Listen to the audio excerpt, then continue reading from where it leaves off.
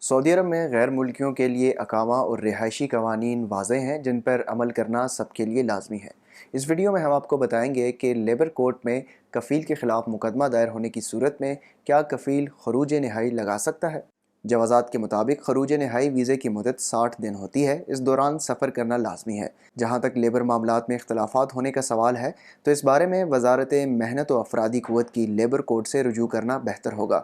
واضح رہے کہ اگر کسی غیر ملکی کارکن کا کفیل سے اختلاف ہے اور اس نے لیبر کورٹ میں مقدمہ دائر کیا ہوا ہے، اس صورت میں کارکن کو چاہیے کہ وہ کورٹ کے ذریعے محکمہ پاسپورٹ کو تحریری طور پر مطمع کرائے کہ کارکن کا کیس دائر ہے۔